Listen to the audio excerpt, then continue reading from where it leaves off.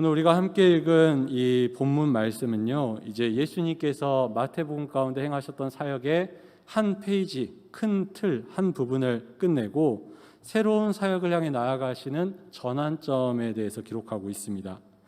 우리가 오늘 본문 이전에 예수님께서 행하셨던 사역을 간단하게 정리하면 예수님께서 가르치시고 치유하시는 사역을 했었다라는 것을 우리가 알고 있습니다. 이러한 내용을 마태는 35절에 이렇게 기록하고 있습니다. 우리가 35절 말씀을 한 번 더 읽어보도록 하겠습니다. 함께 읽겠습니다. 시작. 예수께서 모든 도시와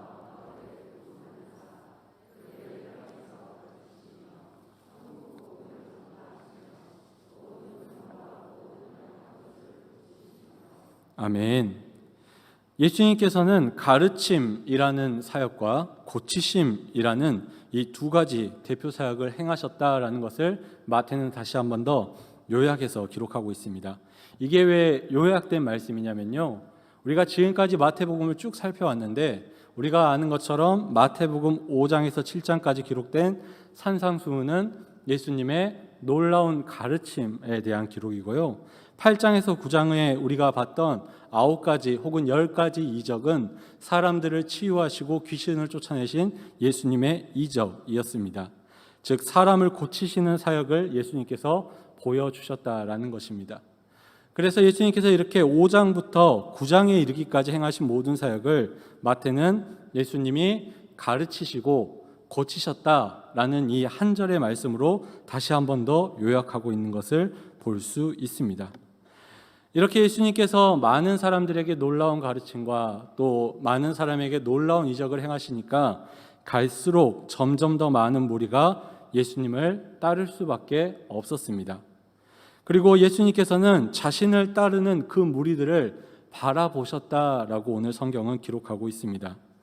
그리고 예수님께서는 그 무리를 바라보시면서 그들을 불쌍히 여기셨다라고 기록하고 있습니다. 여기서 불쌍히 여기다라는 말은 원어에서 이러한 의미가 있습니다. 사람의 가장 깊은 마음 속에서 동정과 긍휼이 나타났다라는 뜻입니다. 쉽게 말해서 그냥 우리가 없는 사람을 보며 아이고 불쌍해 라는 정도가 아니라 내장에서부터 시작되는 진짜 마음 깊은 곳에서 시작되는 긍휼히 여기는 마음을 이야기하고 있는 것입니다. 예수님께서 이 무리들을 바라보면서 그들을 불쌍히 여기신 이유는 무엇이냐면 그들이 목자가 없는 양과 같았기 때문입니다. 또 그들의 모습이 고생을 많이 하고 또 기운이 빠져 있었기 때문입니다. 예수님께서는 자신을 따르느라 고생하고 기운 빠진 것에 대해서 불쌍히 여기신 게 아닙니다. 지금 예수님을 따르는 무리의 상황이, 그들의 삶이 불쌍히 여길 만한, 긍휼히 여길 만한 삶이었기 때문입니다. 지금 예수님을 따르는 사람들은 이런 사람들이었습니다. 질병 때문에, 귀신 때문에, 장애 때문에, 가난 때문에, 차별 때문에 그들의 삶에 고생이 가득했고 그 고생을 해결하고자 아무리 애써도 해결할 수 없는 늪과 같은 고생이어서 그 기운이 다 빠져버린 삶을 살던 사람들이 바로 이 무리의 모습이었다라는 것입니다.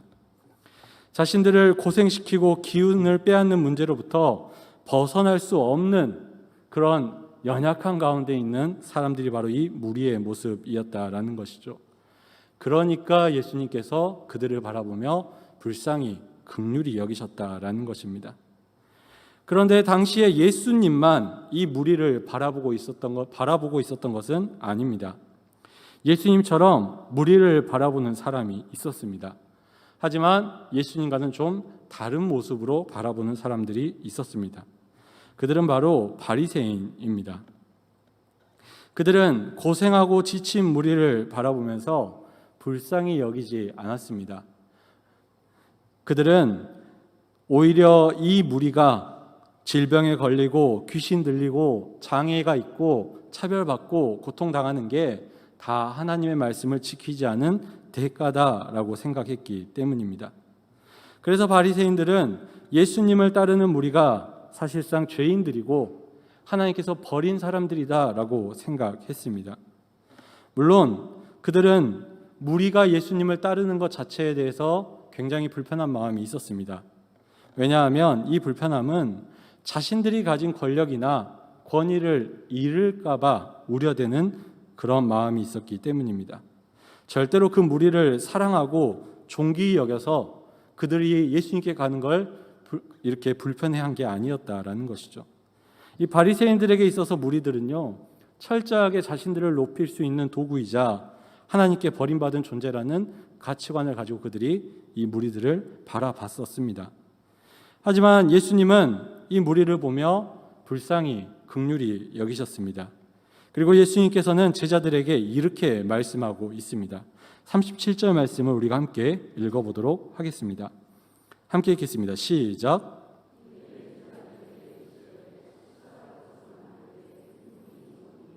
아멘. 예수님께서는 지금 고생하고 기운이 빠진 무리를 바라보면서 저 사람들이 추수의 대상이다라고 말하고 있습니다. 추수할 것이 많은데 추수할 것이 많되, 즉 지금 자신을 따르는 저 무리를 바라보며 고생하고 지친 저 무리를 바라보며 저들을 추수해야 하는데 내가 추수해야 될 사람들이 저들인데 라고 말씀하고 있는 것입니다. 사실 저는 농사를 지어본 세대는 아닙니다. 저희 할아버지는 농사를 지으셨는데요, 저는 죄송하지만 한 번도 밭에 가서 일을 해본 적이 없는 꽤 귀하게 자란 사람입니다. 하지만 제가 한 가지 사실은 정확하게 알고 있습니다. 알곡과 열매는 추수의 대상입니다. 하지만 쭉정이와 잡초는 추수의 대상이 아니다라는 것입니다. 지금 예수님께서 무리를 바라보며 추수의 대상이다라고 말하고 있는데요, 이 말은 무슨 말이냐면 저들이 그만큼 알곡처럼 혹은 좋은 열매처럼 소중한 존재고 반드시 얻어야 될 존재라고 이야기하고 있는 것입니다.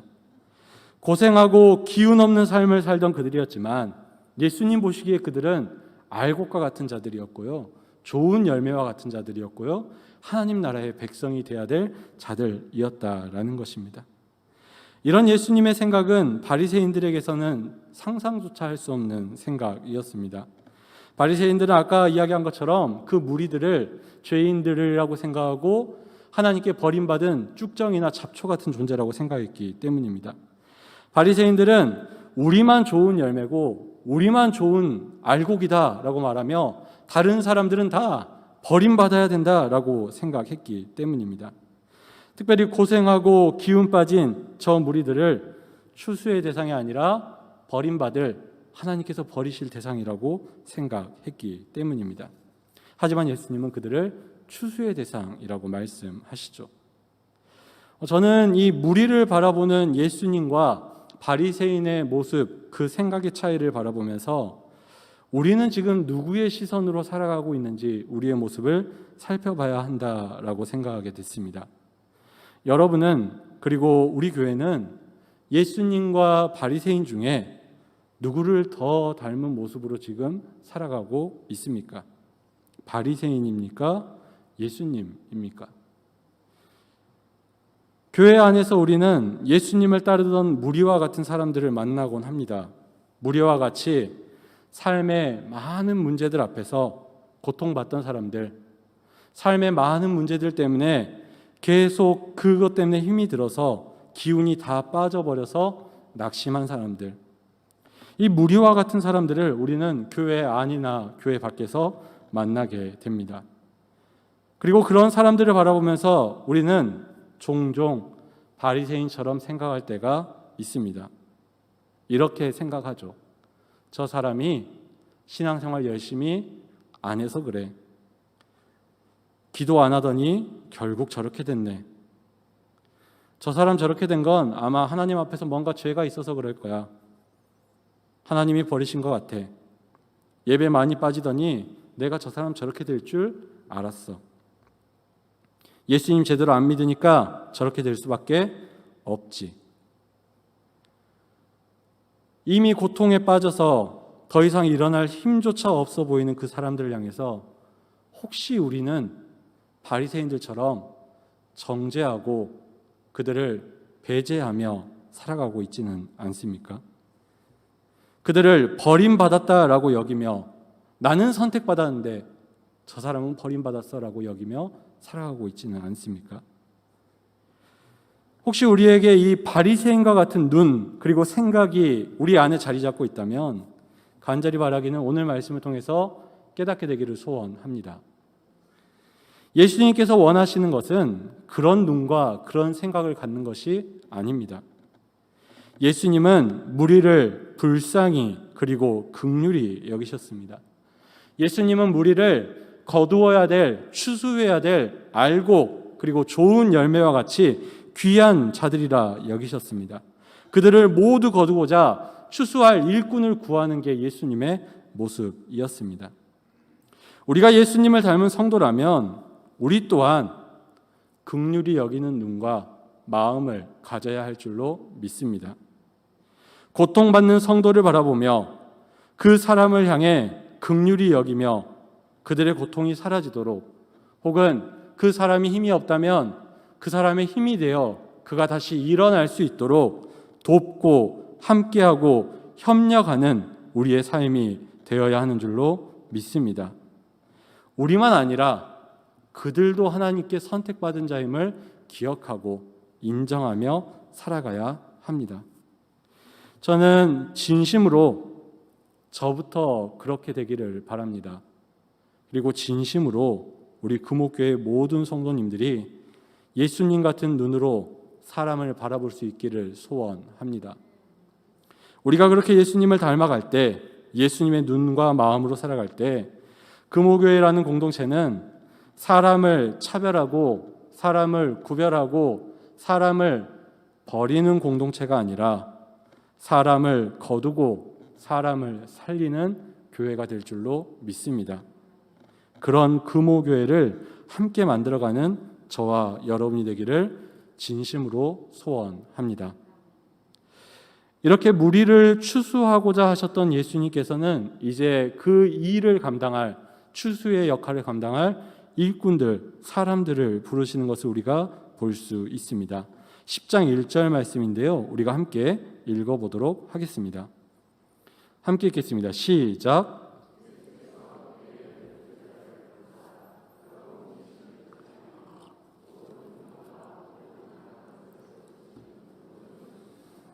아멘. 사실 우리가 예수님에 대해서 잘 아는 것처럼 예수님은 하나님의 아들이시기 때문에 홀로 모든 것이 가능해 보입니다. 그런데 예수님께서는 오늘 말씀을 보면요, 혼자서 그 사람들을 다 추수하시는 것이 아니라 예수님과 함께 그 추수의 사역에 동역할 제자들을 부르는 것을 볼 수 있습니다. 특별히 예수님은 자신을 따르던 사람들 가운데에 12명의 제자를 부르십니다. 그리고 그 제자들을 자신의 구원 사역에 동참시켜 주십니다. 자신의 사역에 협력할 협력자, 동료를 부르시는 것을 볼 수 있습니다. 사실 어떤 일을 우리가 진행할 때요, 굉장히 뛰어난 능력을 가진 한 사람이 모든 일을 다 처음부터 끝까지 해낼 수도 있습니다. 하지만 일반적으로 좋은 동료, 좋은 파트너와 함께 한다면 우리가 더 많은 일들을 할 수 있고 더 큰 일들을 할 수 있습니다. 특히 사람이란 존재가 혼자 살아갈 수 없는 그런 연약함과 약점이 있는 존재이기 때문에 더 좋은 사람들과 함께 일하는 일은 매우 중요합니다.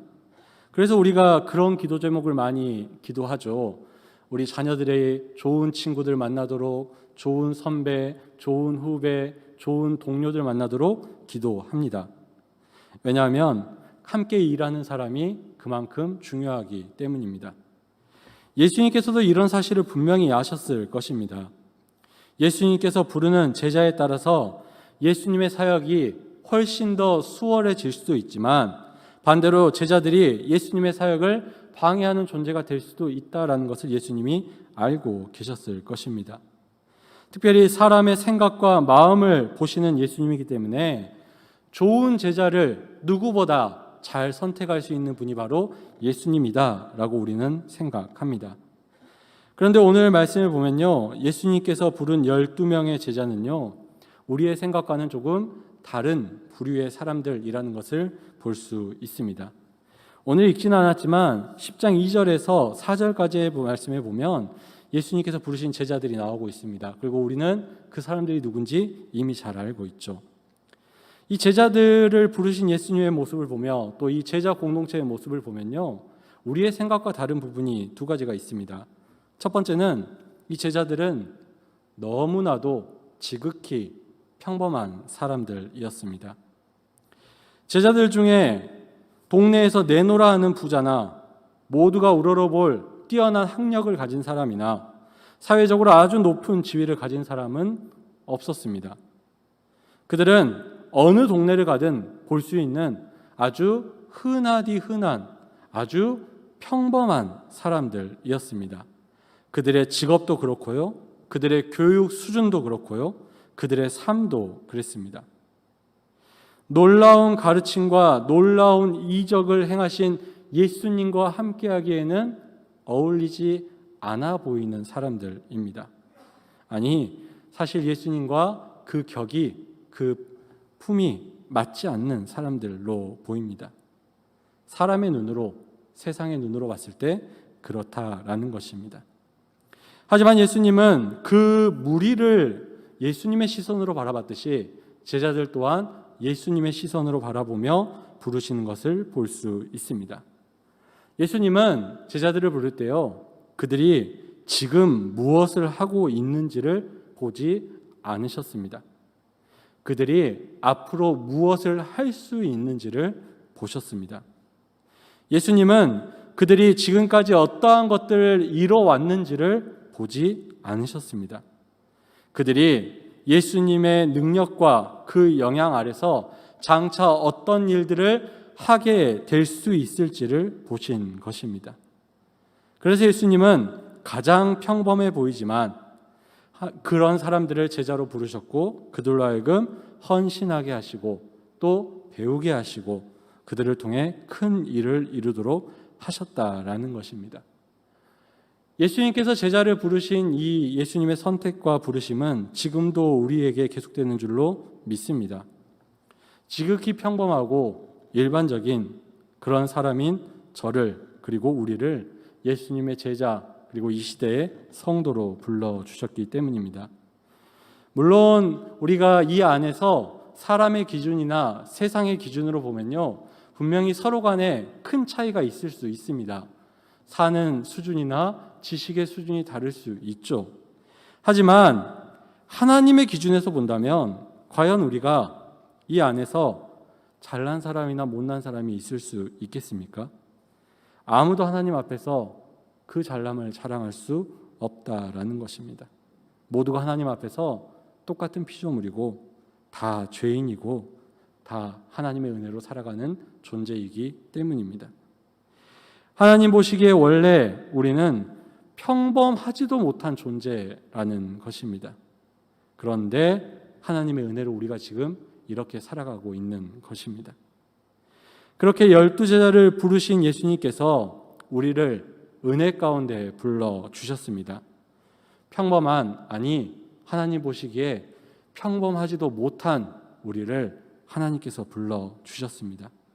그리고 우리로 하여금 이 시대 가운데 하나님의 사역을 감당하게 해주신 줄로 믿습니다. 그런 하나님의 은혜와 또 우리가 얻을 수 없는 이 과분한 자리 가운데 부름받은 우리가 이제는 나를 불러주신, 내게 은혜 주신 하나님의 부르심에 감사함과 충성됨으로 성도의 삶을, 제자의 삶을 살아가야 하는 줄로 믿습니다. 첫 번째로 이렇게 예수님은 평범한 사람들을 불러서 비범하게 사용하셨습니다. 두 번째로 이 제자들을 보면요, 이 제자들의 구성이 매우 다양한 사람들로 구성되었다라는 것을 볼 수 있습니다. 가장 대표적인 예가 무엇이냐면요, 마태입니다. 예수님의 제자 중에 마태라는 사람이 있는 걸 우리는 잘 알고 있습니다. 그리고 이 마태가 그 직업이 세리였다라는 것도 우리가 잘 알고 있습니다. 세리가 당시에 어떤 사람이었는지 우리가 잘 알고 있죠. 쉽게 말해서 매국노와 같은 사람이 세리였습니다. 조국이 아니라 지배국가를 위해 일하는 사람이었습니다. 그런 매국노와 같은 마태가 제자로 부름받았는데요. 참 재미있는 사실은 그와 동시에 부름받은 사람 중에 한 명이 시몬 베드로라는 것입니다. 이 시몬 베드로는요, 당시에 열심당이라는 곳에 속한 사람이었습니다. 열심당은 유대인들이 만들었던 4가지 당파 중에 하나인데요. 열심당은 이런 슬로건을 가지고 사는 사람들이었습니다. 하나님만이 우리의 지배자요 주님이시다 라고 외치던 사람들이었습니다. 그리고 이들은요, 조국을 위해서라면 목숨도 버릴 각오를 가진 사람들이 이 사람들이었습니다. 자유를 위해서 투쟁하다가 언제든지 죽을 각오를 하고 있던 사람들이 열심당원들이었습니다. 열심당원들은 어떤 인간도 왕이라 부르기를 거부한 사람들이었습니다. 그리고 그들은 조국을 지배하는 외국인들의 손에서 벗어나기 위해 암살도 계획하고요, 싸우기도 하고요, 칼을 들고 사람들을 죽이기도 했던 사람들이 열심당원들이었습니다. 아주 극단적인 애국자들이었습니다. 그 중에 하나가 바로 제자로 부름받은 시몬 베드로였습니다. 매국노라고 불리는 마태하고요, 극단적인 애국자인 시몬 베드로가 예수님의 제자라는 하나의 공동체 안에 들어오게 된 것입니다. 만약에 예수님이 그 자리에 없었다면, 마태와 베드로가 둘이 만났다면요, 아마 베드로는 마태를 죽였을 수도 있습니다. 그 정도로 이 둘은 서로 절대로 어울릴 수가 없는 부류의 사람들이었습니다. 그런데 그들이 함께 예수님의 제자로 부름받은 것입니다. 세상이 아닌 예수님 안에 있었기 때문에 그들이 함께 제자가 된 것입니다. 과거의 것들을 가지고 생각하는 것이 아니라 예수님의 가르침을 가지고, 그 새로운 기준을 가지고 그들이 살았기 때문에 그들이 제자가 될 수 있었던 것입니다. 절대 어울리지 않을 것 같았지만 함께 제자가 된 사람들이 바로 이 예수님의 제자들이었다라는 것이죠. 심지어 그런 사람들이 함께 모여 예수님의 사역에 동참하게 되었다라는 것입니다. 사실 교회는요, 다양한 사람들이 모이다 보니까 서로 같은 생각을 가진 사람들도 있지만 반대되는 생각을 가진 사람들도 있습니다. 때로는 그 반대되는 생각을 가진 사람들 중에 이 마태와 베드로처럼 절대로 용납할 수 없고 함께할 수 없어 보이는 생각을 가진 사람들도 교회 안에 분명히 있습니다. 그래서 비슷한 사람들끼리는 야, 우리 모여서 함께 일하자라고 하면 열심히 모여서 일하는데요, 반대되는 사람들이 함께 일하자 하면 내가 하던 일도 그만두고 다른 데로 가버리는 것을 볼 수 있습니다. 저 사람하고는 절대 같이 일할 수 없다라는 것이죠. 심지어 같이 일하지 않는 것으로 끝나는 게 아니라 상대방이 하는 일을 비난하고 왜곡하고 욕하기도 합니다. 물론 우리 교회에서는 그런 모습이 없는 줄로 믿습니다. 없으시죠? 네, 고개를 아무도 안 끄덕이시면 큰일 나는데요. 네, 저희 교회에서는 없는 줄로 믿습니다. 하지만 다른 교회에서는 이런 일이 실제로 있다는 것을 보고 듣게 됩니다. 목회자와 목회자가 동역하지 않고요, 목회자와 당회가 동역하지 않습니다. 항존 직분자들이 서로 동역하지 않습니다. 자치기관들이 서로 동역하지 않습니다. 성도들이 서로 동역하지 않습니다. 서로 원수처럼 여기면서 교회 안에서 함께 일하지 않는 것으로 끝나는 게 아니라 상대방을 깎아내리기 위해, 저 반대파를 더 무너뜨리기 위해 애쓰는 모습을 실제 교회에서 어렵지 않게 볼 수 있습니다. 하지만 오늘 말씀은 우리에게 이렇게 하는 것이 하나님의 뜻이 아니다라는 것을 분명히 알려주고 있습니다. 마태와 베드로가 매국노와 애국자가 함께한 것처럼 우리도 교회 안에서 함께 해야만 합니다. 개인적인 친분과 성향과 목표가 같은 사람만 교회 안에서 동역하는 것이 아닙니다. 교회 밖에서 다른 삶을, 심지어 내가 가장 혐오하는 삶을 사는 사람이라 할지라도 교회 안에서 동역할 수 있어야 합니다. 그리고 그게 가능한 유일한 방법이 있다면 그것은 내 생각을 바라보거나 상대방의 생각을 바라보는 것이 아니라 함께 예수님을 바라보는 것인 줄로 믿습니다. 하나님의 말씀과 그 가운데 담긴 하나님의 뜻에 우리의 눈과 우리의 마음을 모을 때 동역이 가능하다라는 것입니다. 예수님 안에서 예수님을 따라서 예수님을 위해 살아갈 때에 때로는 원수와 같은 사람과도 동역할 수 있는 게 교회의 모습이라는 것입니다. 하나 될 수 있는 비결이 거기에 있다라는 것이죠. 바라기는 이제 우리 교회는 함께 일할 때, 함께 사역할 때, 함께 나아갈 때 사람을 보는 것이 아니라 예수님을 바라볼 수 있기를 소원합니다. 그래서 나와 다른 사람이지만 그와 함께 일했더니 더 풍성한, 내가 생각하지도 않았던 더 많은 일들을 이루시는 그런 하나님의 역사를 바라볼 수 있는 우리 교회가 되기를 간절히 소원합니다. 그래서 하나된 우리를 통해 똑같은 사람이 모여 있는 곳보다 다르지만 하나 되어 나아가는 우리 교회를 통해 더 풍성한 하나님의 나라가 이 땅 가운데에 이루어지기를 간절히 소원합니다. 그래서 예수님이 원하시는, 지금 예수님이 부르신 이 제자 공동체의 모습이 우리 금호교회의 모습이 되기를 간절히 소원합니다. 오늘 말씀 제목은요, 하늘나라 인력사무소입니다. 여러분, 인력사무소가 무슨 일을 하는 곳인지는 잘 알고 계시죠? 어떠한 일에 필요한 사람들을 이렇게 고용하는 곳이 인력사무소입니다. 인력사무소에서 일할 사람을 찾듯이 오늘 예수님께서는 자신과 함께 추수할, 이 구원 사역에 동역할 제자들을 부르고 있습니다. 그리고 오늘 말씀뿐만 아니라 이 순간 예배드리는 우리에게 하나님께서 동일하게 우리를 부르고 계신 줄로 믿습니다. 하나님 나라를 위해 함께 일할 제자, 성도를 부르시는 하나님의 음성을 듣게 되기를 소원합니다. 그리고 여기에는 어떠한 필요한 자격이나 조건이 오직 예수님의 부르심이라는 것을 기억하고, 내가 잘나서 주님께 쓰임받는 것이 아니라 그저 주님이 불러주셔서 쓰임받음을 기억하고 이 공동체 가운데서 일할 때에 그런 겸손한 마음과 은혜를 따르는 마음으로 하나님의 뜻에 순종할 수 있는 저와 여러분 되기를 소원합니다.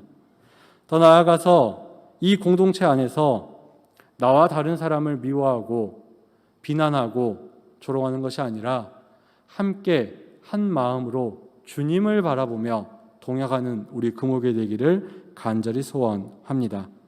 그렇게 함으로써 우리 교회가 다른 교회들보다 더 풍성한 열매 맺는 이 시대 가운데 쓰임받는 제자 공동체 되기를 간절히 소원합니다. 그래서 우리 금오교회가 이 시대의 12제자, 12사도와 같이 쓰임받는 귀한 역사가 앞으로 이어지기를 간절히 소원합니다.